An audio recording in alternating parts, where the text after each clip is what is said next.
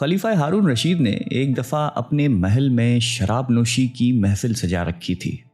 وزراء اور امیر بیٹھے تھے کہ بہلول بھی وہاں آ پہنچا۔ اس نے بادشاہ کی حرکتوں کو خاموش نگاہوں سے دیکھا تو ہارون رشید کو اس کی نصیحتیں یاد آ گئیں۔ نشے کے ترنگ میں اس نے سوچا کہ اس سے پہلے کہ بہلول کوئی ایسی بات کر دے جس سے میرا سر جھک جائے، وہ خود پہل کرے۔ اور اس نے بہلول سے کہا کہ بہلول، میرے ایک سوال کا جواب دو گے؟ بہلول نے کہا جی ہاں حضور۔ ہارون رشید نے سوال کیا کہ بہلول یہ بتاؤ کہ اگر کوئی شخص انگور کھا رہا ہو تو کیا وہ حرام ہے؟ بہلول نے جواب دیا کہ بالکل نہیں۔ ہارون نے کہا کہ اگر وہ انگور کھا کر پانی پی لے تو؟ بہلول نے جواب دیا کہ جناب کوئی حرج نہیں ہے۔ ہارون نے آگے کہا کہ اب یہی شخص انگور کھا کے اور پانی پی کر اس کے بعد دھوپ میں بیٹھ جائے تو پھر؟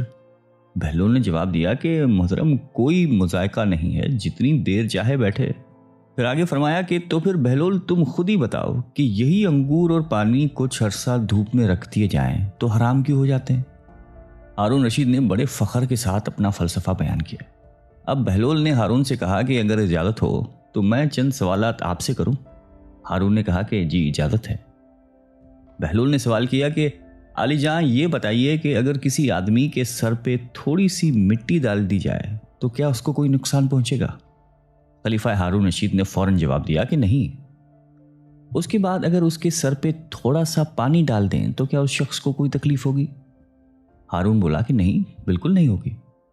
پھر بہلول بولا کہ اگر اس مٹی اور پانی کو ملا کر ایک اینٹ بنائی جائے اور اس شخص کے سر پہ ماری جائے تو کیا نقصان ہوگا؟ تم بھی عجیب باتیں کرتے ہو بہلول۔ ہارون ہنسا اور کہا کہ اس کا تو سر ہی پھٹ جائے گا۔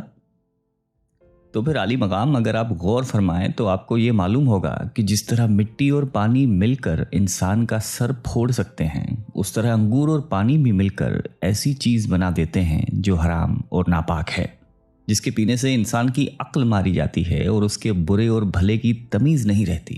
اس لیے اسلام نے اس کے پینے والے پر سزا واجب کی ہے۔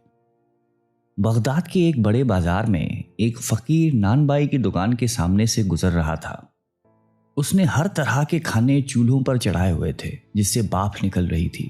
ان کھانوں کی خوشبو ان کی لذت کا پتہ دے رہی تھی اور ارد گرد کے گزرنے والوں کو اپنی طرف متوجہ کر رہی تھی۔ بیچارے فقیر کا دل بھی للچایا، لیکن غریب کے پاس مال کہاں تھا جو ان کھانوں کی لذت خرید سکتا۔ لیکن وہاں سے ہٹنے کا بھی دل نہیں چاہ رہا تھا۔ کھانوں میں اتنی خوشبو تھی کہ بھوک پڑ رہی تھی۔ بلاخر اس نے اپنے تھیلے کو کھولا، اس میں سے سوکھی ہوئی روٹی نکالی اور کھانے کی دیگ کی بھاپ سے اسے نرم کر کے کھانے لگا، جس میں کھانے کی خوشبو بسی ہوئی تھی۔ نان بھائی چپ چاپ یہ تماشا دیکھ رہا تھا۔ جب فقیر کی روٹی ختم ہوئی اور وہ چلنے لگا تو نان بھائی نے اس کا راستہ روک کر کہا کہ کیوں مسٹنڈے، کہاں بھاگ رہا ہے؟ لا میرے پیسے نکال۔ کون سے پیسے؟ فقیر نے حیران ہو کر پوچھا۔ اچھا، کون سے پیسے؟ ابھی جو نے میرے کھانے کی باپ کے ساتھ روٹی کھائی ہے وہ کیا تیرے باپ کی تھی؟ اس کی قیمت کون چکائے گا؟ عجیب انسان ہو تم، فقیر نے کہا۔ وہ باپ تو ہوا میں اڑ رہی تھی۔ اگر میں نے اس کے ساتھ روٹی کھا کر خود کو بہلانے کی کوشش کی ہے تو اس میں تیرا کیا گیا جس کی قیمت ادا کروں؟ بس ادھر ادھر کی باتیں مت کر، میں تیری جان ہرگز نہیں چھوڑوں گا، میں اپنا مال وصول کر کے رہوں گا۔ نان بھائی نے یہ کہہ کر فقیر کا گریبان ہی پکڑ لیا۔ بیچارہ فقیر پریشان ہو گیا کہ اس ہٹے گٹے نان بھائی سے اب کس طرح جان چھڑائی جائے۔ اتنے میں بہلول کا ادھر سے گزر ہوا۔ وہ ان کے قریب رک کر ان کی باتیں سننے لگا۔ فقیر نے اس کو ہمدرد جان کر تمام قصہ سنایا تو وہ نان بھائی سے بولا کہ بھائی یہ تو بتاؤ کہ کیا اس غریب آدمی نے تمہارا کھانا کھایا ہے؟ نہیں، کھانا تو نہیں کھایا، مگر باپ سے فائدہ تو اٹھایا ہے۔ میں نے اس کی قیمت مانگی ہے، لیکن اس کے سمجھ میں یہ بات ہی نہیں آ رہی، نان بھائی نے کہا۔ بالکل درست کہہ رہے ہو تم، بالکل صحیح۔ بہلول نے سر ہلایا اور اپنی جیب سے مٹھی بھر کر سکے نکالے اور وہ ایک ایک کر کے ان سکوں کو زمین پہ گراتا جاتا اور کہتا کہ نان بھائی یہ لے، پیسوں کی آواز پکڑ، یہ لے اپنے کھانے کی باپ کی قیمت، ان سکوں کی کھنک میں وصول کر لے، یہ سکون کی آواز تیرے کھانے کی خوشبو کی قیمت ہے۔ ارد گرد کھڑے لوگ ہنس ہنس کر پاگل ہو گئے تھے۔ نان بھائی اپنے خفت مٹا کر بولا کہ یہ پیسے دینے کا کون سا طریقہ ہے؟ بہلول نے جواب دیا کہ اگر تو اپنے کھانے کی بھاپ اور خوشبو بیچے گا तो उसकी कीमत तुझे सिक्कों की आवाज की सूरत में ही अदा की जा सकती है। बहलोल दाना हमेशा की तरह एक दिन हारून रशीद को नसीहत करने के लिए शाही महल में आए। अगरचे उन्हें मालूम था कि इस मगरूर अब्बासी खलीफे के कानों पर जूं तक नहीं रेंगती, लेकिन आदत सी हो गई थी कि वो कभी कभार महल में आकर इशारों से खलीफे को समझाएं कि वो गलती पर है। हारून भी बहलोल की बातें सुनने का आदी हो चुका था। अगरचे वो चुभती हुई बातें करते थे और खलीफे के साथ गुस्ताखाना रवैया अख्तियार करते थे, उसके बावजूद भी हारून बहलोल की बातों को संजीदा नहीं लेता था। लेकिन अब की दफा बहलोल ने भारी महफिल में ऐसी हरकत की जिससे खलीफा बहुत नाराज हुआ यूं कि बहलोल दरबार में दाखिल हुआ तो देखा लोगों की एक बड़ी तादाद हारून के इर्द गिर्द बैठी हुई है। जिस तरफ बहलोल ने नजर दौड़ाई कहीं बैठने की जगह ही नजर नहीं आई। साथ ही उसने ये भी एहसास किया कि कोई शख्स उन्हें देखकर खुश नहीं हुआ। वो थोड़ी देर तक खड़े होकर लोगों को तकते रहे। उसके बाद मजमे को चीरते हुए सीधे तख्त की तरफ बढ़े और हारून के साथ तख्त पे बैठ गए। दरबार में बैठे हुए खुशामदी लोग चीखने चिल्लाने लगे कि ये कैसी हरकत है, यकीनन बहलोल दीवाना हो गया है। अभी तक किसी ने खलीफे की इस तरह से बेएहतरामी नहीं की थी। हारून लोगों की बातें सुनकर बहलोल की तरफ गुस्से से देखने लगा, लेकिन बहलोल टेस्ट से मिस नहीं हुआ। उनके लबों पर एक मुलायम मुस्कुराहट थी। गुस्से से हारून की जबान बंद थी। वो एहसास कर रहा था कि बहलोल ने इस हरकत के जरिए दूसरों के सामने उसकी तौहीन की है। सब लोग हैरान होकर खलीफे और बहलोल की तरफ देख रहे थे। हारून गहरी सोच में पड़ गया, लेकिन उसे समझ नहीं आ रहा था कि किस तरह बहलोल से अपनी जान छुड़ाए। अचानक उसके जहन में एक तरकीब आई। वो एक मसनूई मुस्कुराहट के साथ बहलोल की तरफ देखकर बोला कि अब जब तुम तकलीफ करके हमसे मिलने आए हो तो तुमसे एक सवाल करना चाहते हैं। अगर तुम उसका जवाब दोगे तो हम तुम्हें 1000 दीनार इनाम में देंगे, लेकिन अगर तुम उसका जवाब नहीं दे सके तो हम हुक्म देंगे कि तुम्हारी मूछें और दाढ़ी मुंडवा कर तुम्हें एक गधे पर सवार करके गली कूचों और बाजारों में फिराया जाए। बहलोल समझ गए थे कि खलीफा इंतकाम पर उतर आया है, इसलिए उसकी तौहीन करते हुए बोले, मुझे तेरे दीनारों की तो जरूरत नहीं है, अलबत्ता एक शर्त के साथ तेरी पहेली बूझने के लिए तैयार हूं। हारून ने पूछा कि कैसी शर्त? बहलोल ने कहा कि इस शर्त पे कि तुम मक्खियों को हुक्म करो कि वो मुझे न सताए। हारून सर झुकाकर सोचने लगा। उसके बाद दूसरी तरफ देखा। ऐसा लग रहा था कि वो तवक्को कर रहा था कि मजमे से कोई शख्स बहलोल को जवाब दे दे, लेकिन सब दंग रह गए। मजबूरन हारून कहने लगे कि यह नामुमकिन है, इसलिए कि मक्खियां तो मेरा हुक्म नहीं मानती। बहलोल हकारत से हारून को देखते हुए बोला कि तुम कैसे बादशाह हो जो इन नाचीज मक्खियों के सामने आजिज हो? इस बात पे तमाम दरबारी कह लगाकर हंसने लगे। हारून गुस्से की आलम में ऐसी नजरों से दरबारियों की तरफ देखने लगा कि उसके रौब से सबके लबों की हंसी और मुस्कुराहट दूर हो गई और उनकी सांसें रुक गई। बहलोल ने अंदाजा लगाया कि उन्होंने हारून को हद से ज्यादा दूसरों के सामने रुस्वा किया है। उसके बाद बहलोल ने यह इरादा किया कि हारून की दिलजोई करे और उसके गुस्से को ठंडा करे। उन्होंने हारून से कहा कि अब अपनी पहेली पूछो, मैं किसी शर्त के बगैर उसको बूझने के लिए तैयार हूं। हारून ने कहा कि अगर तुम नहीं बता सके तो वही सजा दूंगा जो मैंने पहले कही थी। अब ये बताओ कि वो कौन सा दरख्त है जिसकी उम्र 1 साल है और उसकी 12 शाखें हैं, उनमें से हर एक शाख पर 30 पत्ते हैं, उन पत्तों का एक रुख रोशन है और दूसरा काला है। बहलोल सोच में पड़ गए। उन्होंने बाज़ लोगों को ये कहते हुए सुना कि ये कैसा अजीब सवाल है, बहलोल तो उसका जवाब नहीं दे पाएगा, इसे तो सजा मिलेगी, बेचारा बहलोल। खलीफा हारून रशीद फातहाना अंदाज में मुस्कुराते हुए बोले कि अगर पहली का जवाब नहीं दे सकते हो तो देर मत करो और सजा के लिए तैयार हो जाओ। उसने कारिंदों को हुक्म दिया कि बहलोल की मूंछ और दाढ़ी मुंडवा कर गली कोचों और बाजारों में फहराएं। बहलोल खलीफा की बात काटते हुए बोला कि यह दरख्त साल है, 12 टहनियां उसके 12 महीने हैं और 30-30 पत्ते महीने के दिन हैं, जिनका उजला रुख दिन का और काला रुख रात का है। जवाब सुनकर मजमे में शाबाश शाबाश की आवाज़ें गूंजने लगी। सब खुश होकर बहलोल को दाद देने लगे, लेकिन हारून खामोश रहा। उनका मुंह लटक गया था और उसके चेहरे पर शिकस्त के आसार नुमाया हो गए थे। खलीफा हारून रशीद की बीवी जुबैदा खातून एक नेक और पारसा औरत थी। انہوں نے اپنے محل میں 1000 ایسی خادمائیں رکھی ہوئی تھیں جو قرآن کی حافظہ اور قاریاں تھیں۔ ان سب کی ڈیوٹیاں مختلف شفٹوں میں لگی ہوئی تھیں۔ چنانچہ ان کے محل سے 24 گھنٹے ان بچیوں کے قرآن پڑھنے کی آواز آ رہی ہوتی تھی۔ ان کا محل قرآن کا گلشن محسوس ہوتا تھا۔ ایک دن ہارون رشید اپنی بیوی کے ساتھ دریا کے کنارے ٹہل رہا تھا کہ ایک جگہ بہلول دانا کو بیٹھے ہوئے دیکھا۔ اس نے کہا السلام علیکم۔ بہلول دانا نے جواب میں وعلیکم السلام کہا۔ ہارون رشید نے کہا کہ بہلول آپ یہاں کیا کر رہے ہیں؟ انہوں نے کہا کہ ریت میں گھر بنا رہا ہوں۔ پوچھا کہ کس لیے بنا رہے ہو؟ جواب دیا کہ جو آدمی اس کو خریدے گا میں اس کے لیے دعا کروں گا کہ اللہ رب العزت ان کے بدلے ان کو جنت میں گھر عطا فرما دے۔ بادشاہ نے کہا کہ بہلول اس گھر کی کیا قیمت ہے؟ انہوں نے کہا کہ صرف 1 دینار۔ ہارون رشید نے سمجھا کہ یہ دیوانے کی کوئی بے وقوفی ہے، لہٰذا وہ آگے چلا گیا۔ ان کے پیچھے زبیدہ خاتون آئیں۔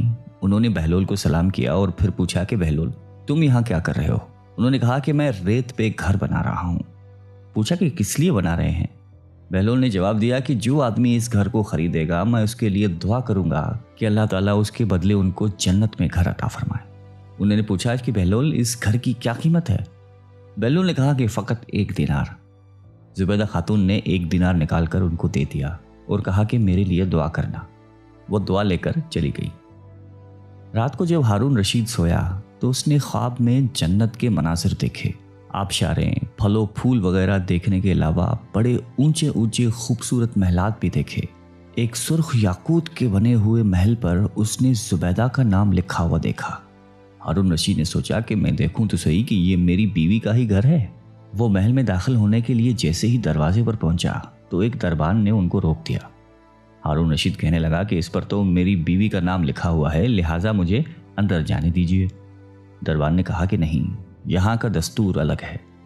جس کا نام ہوتا ہے اسی کو اندر جانے کی اجازت ہوتی ہے، کسی اور کو اجازت نہیں ہوتی، لہٰذا تم کو داخل ہونے کی اجازت نہیں ہے۔ جب دربان نے ہارون رشید کو پیچھے ہٹایا تو اس کی آنکھ کھل گئی۔ بیدار ہونے پر فوراً خیال آیا کہ مجھے تو لگتا ہے بہلول کی دعا زبیدہ کے حق میں اللہ تعالیٰ نے قبول کر دی ہے۔ پھر اسے خود پر افسوس ہوا کہ میں بھی اپنے لیے ایک گھر خرید لیتا تو کتنا اچھا ہوتا۔ وہ ساری رات اسی افسوس میں کروٹیں بدلتا رہا۔ صبح ہوئی تو اس کے دل میں خیال آیا کہ آج پھر میں اس دریا کے کنارے جاؤں گا۔ اگر آج مجھے بہلول مل گیا تو میں بھی ایک گھر خرید لوں گا۔ چنانچہ وہ شام کو پھر اپنی بیوی کو لے کر چل پڑا۔ وہ بہلول کو تلاش کرتے ہوئے ادھر ادھر دیکھ رہا تھا کہ اچانک اس نے دیکھا کہ بہلول ایک جگہ بیٹھ کر اسی طرح مکان بنا رہے ہیں۔ ہارون رشید نے السلام علیکم کہا۔ بہلول نے کہا وعلیکم السلام۔ ہارون رشید نے پوچھا کہ کیا کر رہے ہو؟ بہلول نے کہا کہ میں گھر بنا رہا ہوں۔ ہارون رشید نے پوچھا کہ کس لیے؟ بہلول نے کہا کہ جو آدمی یہ گھر خریدے گا میں اس کے حق میں یہ دعا کروں گا کہ اللہ تعالیٰ اس کے بدلے اسے جنت میں گھر عطا فرمائے۔ ہارون رشید نے پوچھا کہ بہلول اس گھر کی کیا قیمت ہے؟ بہلول نے کہا کہ اس کی قیمت پوری دنیا کی بادشاہی ہے۔ ہارون رشید نے کہا کہ اتنی قیمت تو میں نہیں دے سکتا۔ کل تو آپ 1 دینار کے بدلے دے رہے تھے اور آج پوری دنیا کی بادشاہت مانگ رہے ہو۔ بہلول دانا نے کہا کہ بادشاہ سلامت، کل بن دیکھے کا معاملہ تھا اور آج دیکھا ہوا معاملہ ہے۔ کل بن دیکھے کا سودا تھا اس لیے سستا مل رہا تھا، آج چونکہ دیکھ کے آئے ہیں اس لیے اب اس کی قیمت بھی زیادہ دینی پڑے گی۔ بہلول دانا ایک مرتبہ قبرستان میں بیٹھے ہوئے تھے کہ کسی نے پوچھا کہ بہلول یہاں کیا کر رہے ہو؟ کہنے لگے کہ ایسے لوگوں کے پاس ہوں کہ ان کی صحبت مجھے تکلیف نہیں دیتی اور اگر ان سے دور رہوں تو یہ میری غیبت نہیں کرتے۔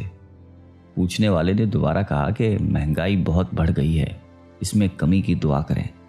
کہنے لگے کہ اللہ کی قسم مجھے تو کوئی پرواہ نہیں، چاہے گندم کے 1 دانے کی قیمت 1 دینار ہی کیوں نہ ہو جائے، اس لیے کہ اللہ پاک کا ہم پر حق ہے کہ ہم اس کے حکم کے مطابق اس کی عبادت کریں، اور اللہ پر ہمارا یہ حق ہے کہ وہ اپنے وعدے کے مطابق ہمیں رزق دے۔ جب رزق کی ذمہ داری اللہ پاک نے لی ہے تو مجھے فکر کرنے کی کوئی ضرورت نہیں ہے۔ کہتے ہیں ایک بار شیخ جنید بغدادی رحمۃ اللہ علیہ سفر کے ارادے سے بغداد روانہ ہوئے۔ حضرت شیخ کے کچھ مرید بھی ساتھ تھے۔ شیخ نے مریدوں سے پوچھا کہ تم لوگوں کو بہلول کا حال معلوم ہے؟ لوگوں نے کہا کہ حضرت وہ تو ایک دیوانہ ہے، آپ اس سے مل کے کیا کریں گے؟ شیخ نے جواب دیا کہ ذرا بہلول کو تلاش کیجیے، ہمیں ان سے کام ہے۔ مریدوں نے شیخ کے حکم کی تکمیل کی۔ تھوڑی جستجو کے بعد ایک صحرا میں حضرت بہلول کو ڈھونڈ نکالا اور شیخ کو اپنے ساتھ لے کر وہاں پہنچے۔ شیخ جنید بغدادی جب بہلول کے سامنے گئے تو دیکھا کہ حضرت بہلول سر کے نیچے اینٹ رکھ کر لیٹے ہوئے ہیں۔ شیخ نے سلام کیا تو بہلول نے جواب دے کر پوچھا کہ تم کون ہو؟ شیخ نے جواب دیا کہ میں جنید بغدادی ہوں۔ تو اے ابو قاسم، تم ہی وہ شیخ بغدادی ہو جو لوگوں کو بزرگوں کی باتیں سکھاتا ہے؟ جی ہاں، کوشش ضرور کرتا ہوں، شیخ نے جواب دیا۔ بہلول نے پوچھا کہ اچھا تو تم اپنے کھانے کا طریقہ تو جانتے ہوگے؟ جنید بغدادی نے کہا کہ کیوں نہیں، بسم اللہ پڑھتا ہوں اور اپنے سامنے کی چیز کھاتا ہوں، چھوٹا نوالا بناتا ہوں، آہستہ آہستہ چباتا ہوں، دوسرے کے نوالے پر نظر نہیں ڈالتا اور کھانا کھاتے وقت اللہ کی یاد سے غافل نہیں ہوتا۔ پھر دوبارہ کہا کہ جو لقمہ بھی کھاتا ہوں الحمدللہ کہتا ہوں، کھانا شروع کرنے سے پہلے ہاتھ دھوتا ہوں اور فارغ ہوتے ہی ہاتھ دھوتا ہوں۔ یہ سن کر بہلول اٹھ کر کھڑے ہوئے اور اپنا دامن شیخ کی طرف جھڑک دیا۔ پھر ان سے کہا کہ تم تو انسانوں کے پیر و مرشد بننا چاہتے ہو اور یہ حال ہے کہ اب تک کھانے پینے کا طریقہ بھی نہیں جانتے۔ یہ کہہ کر بہلول نے اپنا راستہ لے لیا۔ شیخ کے مریدوں نے کہا کہ یا حضرت، یہ شخص تو دیوانہ ہے۔ ہاں دیوانہ تو ہے، مگر اپنے کام کے لیے ہوشیاروں کے بھی کان کاٹتا ہے۔ اس سے سچی بات سننا چاہیے، آؤ اس کے پیچھے چلے۔ بہلول ایک ویرانے تک پہنچ کر ایک جگہ بیٹھ گیا۔ شیخ بغدادی اس کے پاس پہنچے تو انہوں نے شیخ سے پھر وہی سوال کیا کہ کون ہو؟ آپ نے کہا کہ میں ہوں شیخ بغدادی جو کھانا کھانے کا طریقہ نہیں جانتا۔ بہلول نے کہا کہ خیر، تم کھانا کھانے کے آداب سے تو ناواقف ہو، لیکن گفتگو کا طریقہ تو جانتے ہی ہوگے۔ شیخ نے جواب دیا کہ جی ہاں، جانتا تو ہوں، ہر ایک بات ایک اندازے کے مطابق کرتا ہوں، بے موقع اور بے حساب نہیں بولتا، سننے والوں کی سمجھ کا اندازہ کر کے خلق خدا کو اللہ اور رسول کے احکام کے بارے میں بتاتا ہوں۔ یہ خیال رکھتا ہوں کہ اتنی باتیں نہ کہوں کہ لوگ مجھ سے بیزار ہو جائیں۔ باطنی اور ظاہری علوم کے نقطے نظر میں رکھتا ہوں۔ اس کے ساتھ گفتگو کے آداب سے متعلق کچھ اور باتیں بھی بیان کیں تو بہلول نے کہا کہ کھانا کھانے کے آداب تو ایک طرف، تمہیں تو بات کرنے کا بھی ڈھنگ نہیں آتا۔ پھر شیخ سے منہ پھیر کر ایک طرف چل دیے۔ مریدوں سے خاموش نہ رہا گیا اور انہوں نے کہا کہ یا حضرت، یہ شخص تو دیوانہ ہے، آپ دیوانے سے بھلا کیا توقع رکھتے ہیں؟ حضرت جنید بغدادی نے کہا کہ مجھے تو اس سے ابھی اور کام ہے، تم لوگ نہیں سمجھ سکتے۔ اس کے بعد شیخ نے پھر بہلول کا پیچھا کیا۔ بہلول نے رک کر پیچھے مڑ کر دیکھا اور کہا کہ تمہیں کھانا کھانے اور بات کرنے کے آداب نہیں معلوم، سونے کا طریقہ تو تمہیں معلوم ہی ہوگا۔ شیخ نے کہا کہ جی ہاں، معلوم ہے، جب میں عشاء کی نماز اور درود و وظائف سے فارغ ہو جاتا ہوں تو سونے کے کمرے میں چلا جاتا ہوں۔ یہ کہہ کر شیخ نے سونے کے وہ آداب بیان کیے جو انہیں بزرگان دین کی تعلیم سے حاصل ہوئے تھے۔ بہلول نے کہا کہ معلوم یہ ہوتا ہے کہ تم کو سونے کے آداب بھی نہیں آتے۔ یہ کہہ کر بہلول نے جانا چاہا تو حضرت جنید بغدادی نے ان کا دامن پکڑ لیا اور کہا کہ اے حضرت، میں نہیں جانتا، اللہ کے واسطے تم مجھے سکھا دو۔ کچھ دیر بعد بہلول نے کہا کہ میاں، یہ جتنی باتیں تم نے کہیں سب بات کی چیزیں ہیں، اصل بات مجھ سے سنو۔ کھانے کا اصل طریقہ یہ ہے کہ سب سے پہلے حلال کی روزی ہونی چاہیے۔ اگر غذا میں حرام چیز ہے تو جو آداب تم نے بیان کیے ہیں ان کے برتنے سے کوئی فائدہ نہیں ہوگا اور دل روشن ہونے کی بجائے اور تاریک ہوتا چلا جائے گا۔ شیخ جنید نے بے ساختہ کہا کہ جزاک اللہ۔ پھر بہلول نے بتایا کہ گفتگو کرتے وقت بھی سب سے پہلے دل کا پاک اور نیت کا صاف ہونا ضروری ہے، اور اس کا بھی خیال رہے کہ جو بات کہی جائے اللہ کی رضامندی کے لیے ہو۔ اگر کوئی دنیاوی لگاؤ کی فضول قسم کی بات ہو تو خواہ تم کتنے ہی اچھے الفاظ میں کہو، تمہارے لیے وبال بن جائے گی۔ اس لیے ایسے کلام سے خاموشی بہتر ہے۔ اسی طرح سونے کے متعلق جو تم نے مجھ سے کہا وہ بھی اصل مقصود نہیں ہے۔ اصل بات یہ ہے کہ جب تم سونے لگو تو تمہارا دل بغض، کینے اور حسد سے خالی ہو، تمہارے دل میں دنیا اور مال دنیا کی محبت نہ ہو، اور نیند آنے تک اللہ کے ذکر میں مشغول رہو۔ حضرت بہلول دانا کی بات ختم ہوتی ہی حضرت جنید بغدادی نے ان کے ہاتھوں کو بوسہ دیا اور ان کے لیے دعا کی۔ حضرت جنید بغدادی کے مرید یہ منظر دیکھ کر حیران رہ گئے۔ انہیں اپنی غلطی کا احساس ہوا اور یہ بات ان کے سمجھ میں آ گئی کہ ہر شخص کو چاہیے کہ وہ جو بات نہ جانتا ہو اسے سیکھنے میں ذرا بھی نہ شرمائے۔ ایک بار جناب بہلول دانا کسی نخلستان میں تشریف رکھتے تھے۔ ایک تاجر کا وہاں سے گزر ہوا۔ وہ آپ کے پاس آیا، سلام کر کے سامنے بیٹھ گیا اور انتہائی ادب سے گزارش کی کہ حضور، تجارت کی کون سی ایسی چیز خریدوں جس میں نفع ہو؟ بہلول نے فرمایا کہ کالا کپڑا خرید لو۔ تاجر نے شکریہ ادا کیا اور الٹے قدموں واپس چلا گیا۔ جا کر اس نے علاقے میں دستیاب تمام کالا کپڑا خرید لیا۔ کچھ دنوں بعد شہر کا بہت بڑا آدمی انتقال کر گیا۔ ماتمی لباس کے لیے سارا شہر کالے کپڑے کی تلاش میں نکلا ہوا تھا۔ اب کپڑا سارا اس تاجر کے پاس ذخیرہ تھا۔ اس نے منہ مانگے داموں پر فروخت کیا اور اتنا نفع کمایا کہ جتنا ساری زندگی نہیں کمایا تھا، اور بہت ہی امیر و کبیر ہو گیا۔ کچھ عرصے بعد وہ گھوڑے پر سوار کہیں سے گزرا۔ جناب بہلول وہاں تشریف رکھتے تھے۔ وہ وہیں گھوڑے پر بیٹھے بولا، او دیوانے، اب کی بار کیا لوں؟ بہلول نے فرمایا کہ تربوزے لے لو۔ وہ بھاگا گیا اور ساری دولت سے پورے ملک کے جتنے تربوزے تھے وہ خرید کے ذخیرہ کر لیے۔ ایک ہی ہفتے میں سب خراب ہو گئے اور وہ کوڑی کوڑی کو محتاج ہو گیا۔ اسی خستہ حالی میں گھومتے پھرتے پھر ان کی ملاقات بہلول سے ہوئی تو انہوں نے کہا کہ یہ آپ نے میرے ساتھ کیا کیا ہے؟ جناب بہلول نے فرمایا کہ میں نے نہیں، تیرے لہجوں اور الفاظوں نے سب کیا ہے۔ جب تو نے ادب سے پوچھا تو مالا مال ہو گیا، جب گستاخی سے پوچھا تو کنگال ہو گیا۔ اس کو کہتے ہیں با ادب با نصیب، بے ادب بے نصیب۔